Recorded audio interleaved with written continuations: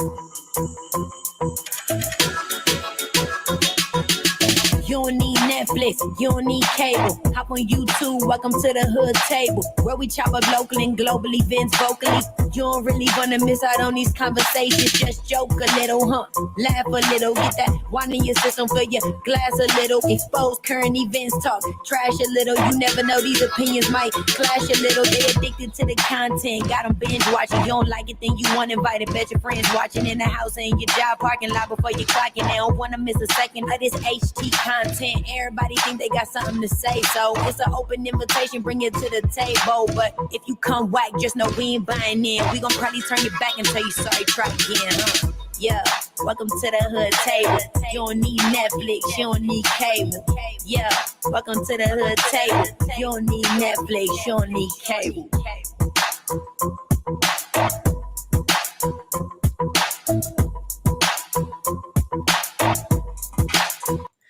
Hey, what's up, everybody? What's up? Come on in, come on in. I know it's late. I hope you guys, I'm not keeping you up from, getting settled into your bed and, getting up. And I know tomorrow's Monday, so I know a lot of people got to go to work, including myself. But anyway, it's been a long day. I worked today, 8 hours. And then I really hate how I hate when TV shows put out all the episodes like all together on the same day. And I'm like, oh my God. And I got to review each episode. So I have to watch like 3 episodes back to back instead of watching 3 episodes over a week apart from each other. So that's why I'm just now doing the Ruthless reviews, because I had all them other reviews to do. And then they came out, 3 of them at the same time on the same day. So anywho, if you guys, you can check out my review of episode 1 and episode 2 that I did earlier of Ruthless. They are now on the channel. So on my YouTube channel, so just go click on videos and you'll see those reviews of episode 1 and 2 for season 2. But we are going to review episode 3 right now, and make sure you guys hit the like button, hit the share button. If you're new here, subscribe to the Hood Table, hit the notification bell so you won't miss any of our shows, uploads, or lives. And on that note, let's get right into it. Oh yeah, and of course, don't forget, feel free to comment in the chat your thoughts on the show. Even though we on episode 3, we can discuss anything from episode 1, to episode 3, or something that happened in the past, or what you think might happen in the future, anything like that. So feel free. But so this episode was called "Holding On by a Thread." And I just have to say that so far, like thus far, I think I'm enjoying, even though we only on episode 3, I think I'm enjoying season 2 better than season 1. Season 1, it was good. It was good. But I think this season 2, I think the entire season, Tyler Perry is not going to be playing with us not one little bit, no matter how some people think of some of the scenes or storylines, are involved in this show. I still love this show. So yeah, I'm still gonna review the show and watch it.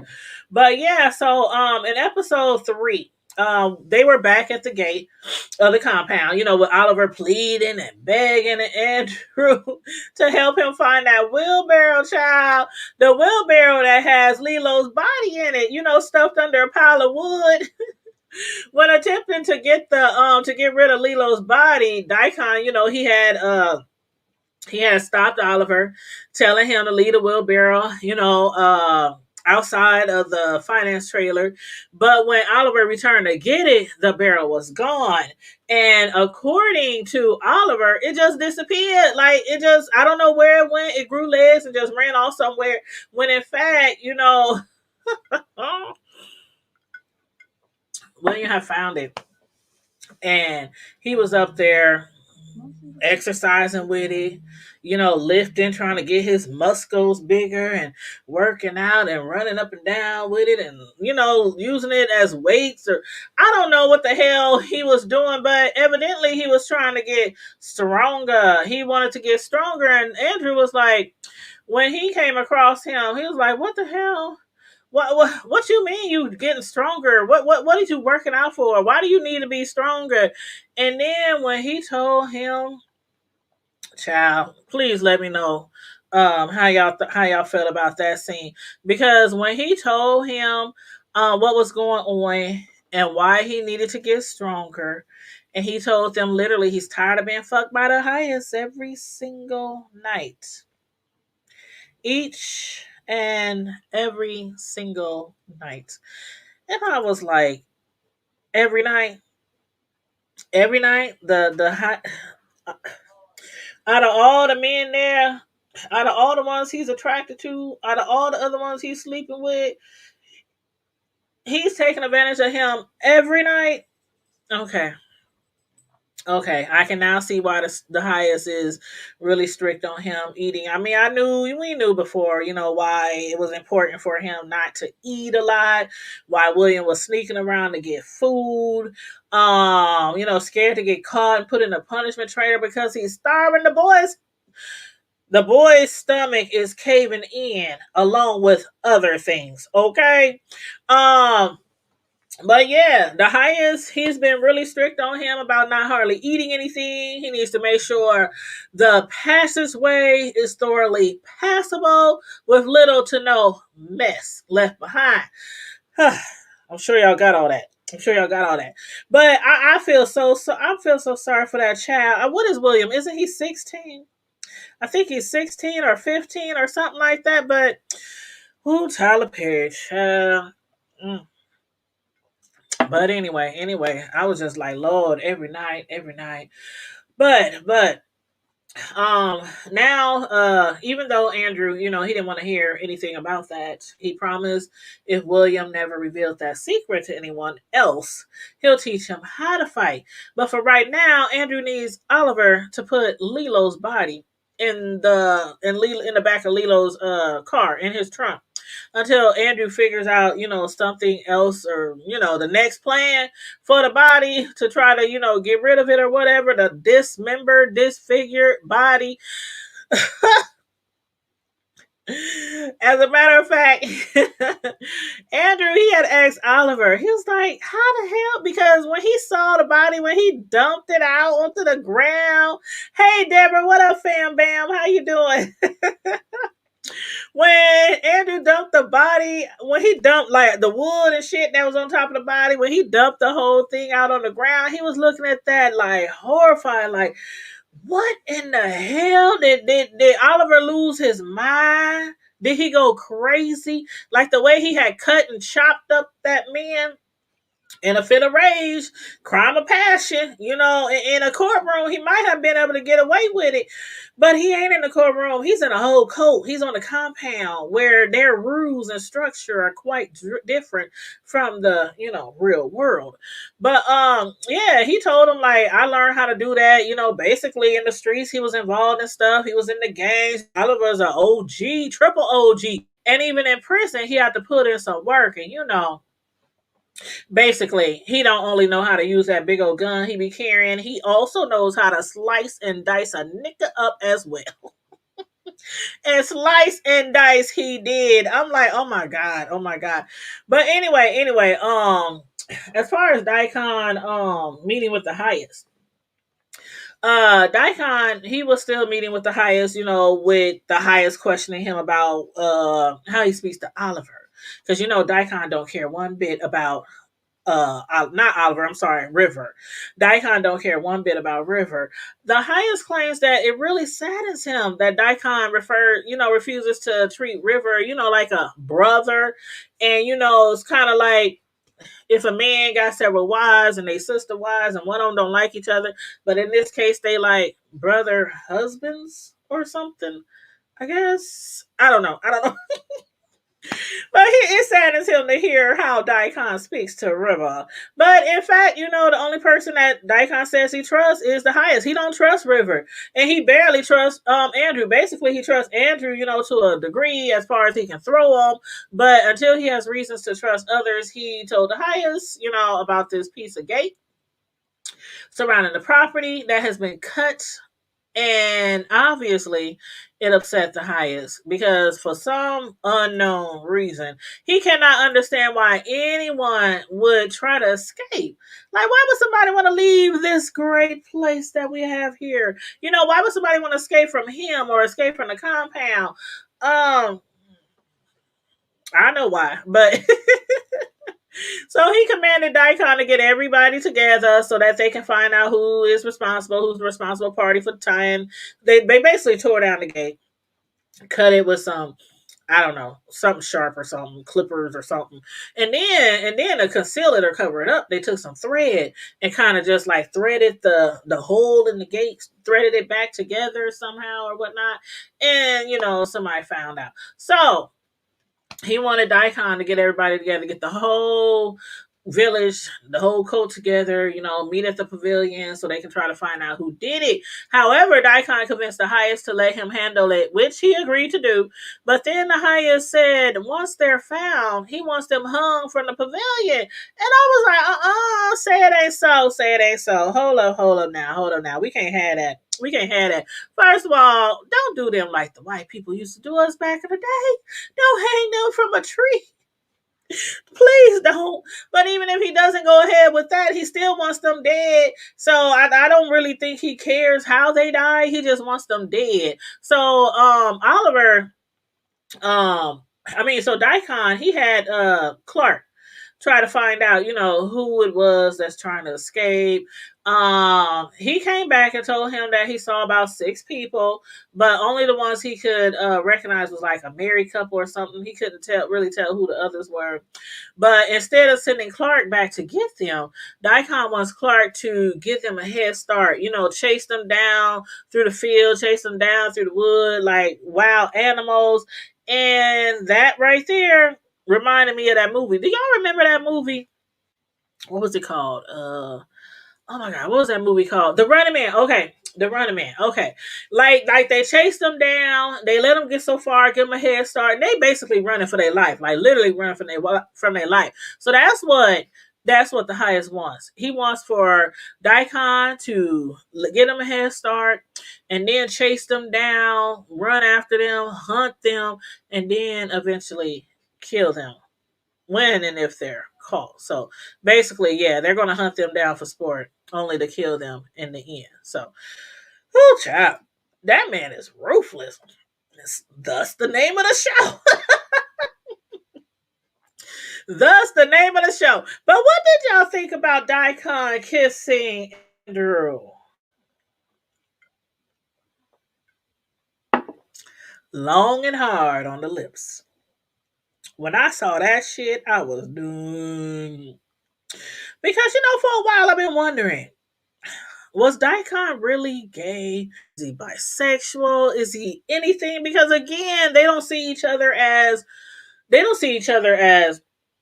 adult or child.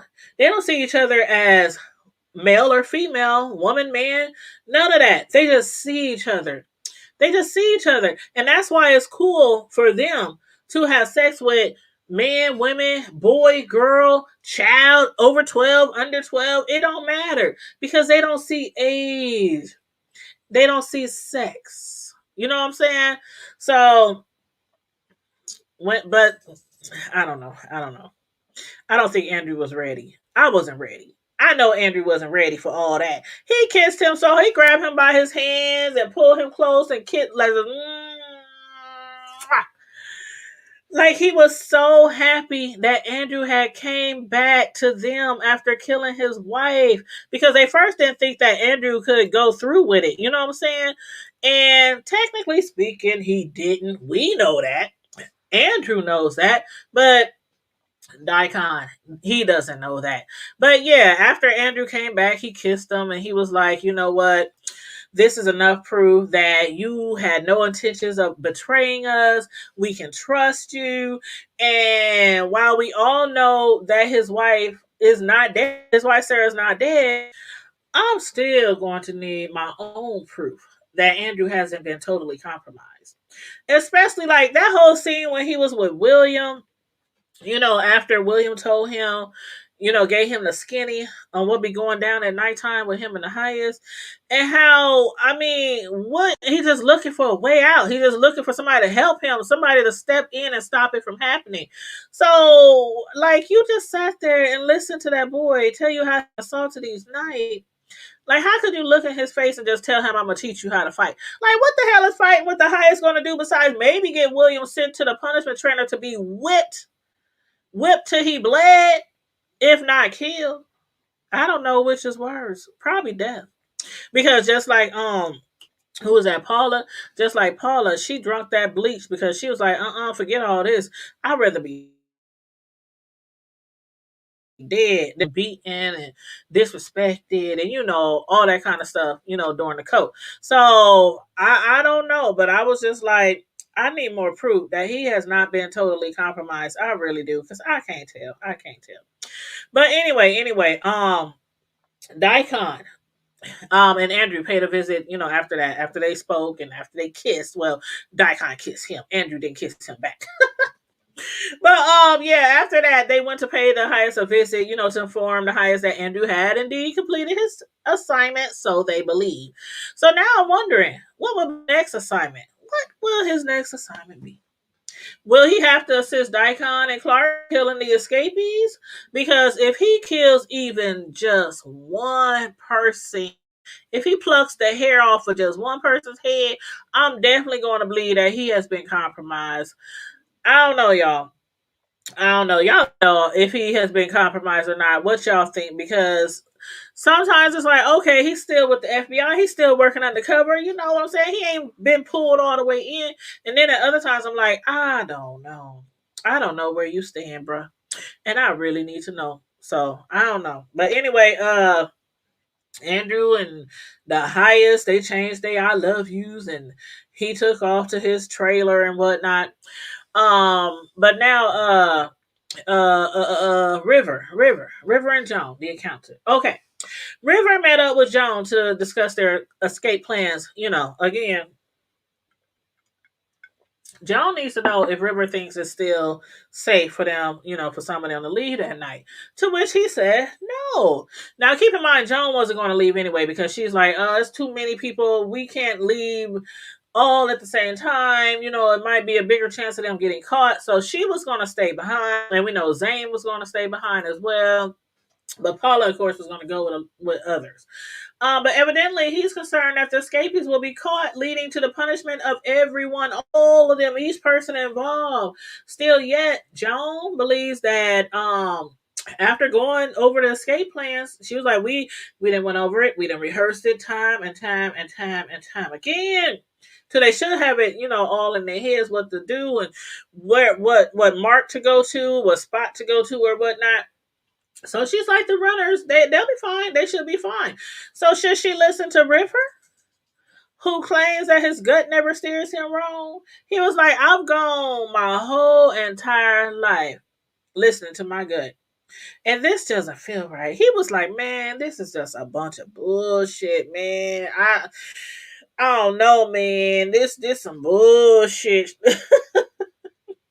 But not only to him, Zane, again, she didn't leave. She was like, she thinks it's a mistake as well to try to leave that night. Not period, but that night. Some of them just had a odd feeling, a weird feeling, some vibes that it wasn't going to go right that night. And then, Zane, she's been beaten, she's been put in a trailer, before the punishment trailer. So she knows exactly what it's like to get in trouble and to be disciplined. But if they were to be caught trying to escape, we all know, Zane included, she knows what could happen. Everybody who is trying to escape will surely be murdered. I mean, that's what usually happens. The last lady they found on the railroad tracks dead. Okay? And they try to say she tried to beat the train across, but that ain't what happened. That ain't what happened. But with Paula, all that went in one ear and out the other. Zane was crying and snotting. Please don't go. Please don't go. Paula is determined to get the hell up out of there.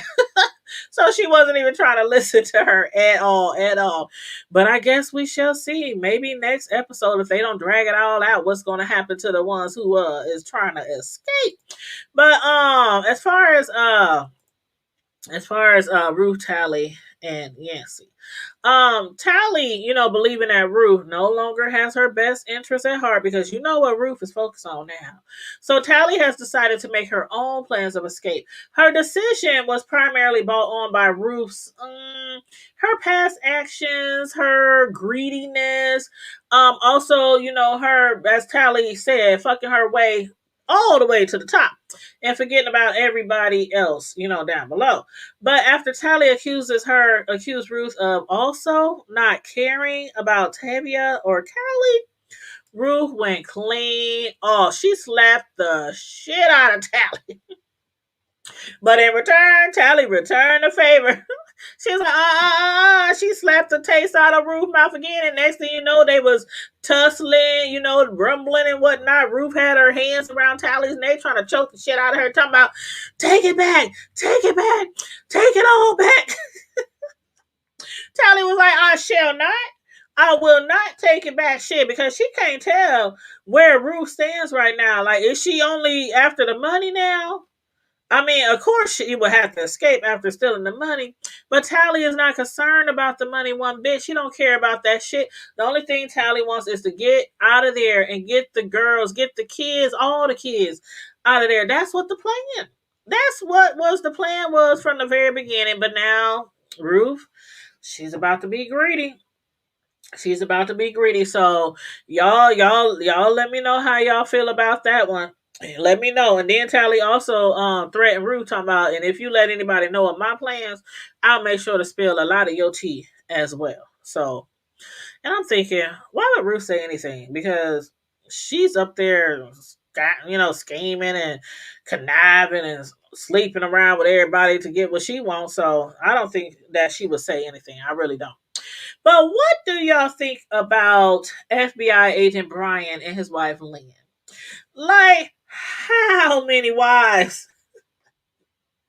of his co-workers is Malcolm sleeping with? I kept wondering, where is Lynn going? When she kept asking Brian, have you ever done anything wrong to me? He was like, well, I might have paid more attention to my job. I might have ignored you sometime or not paid enough attention to you.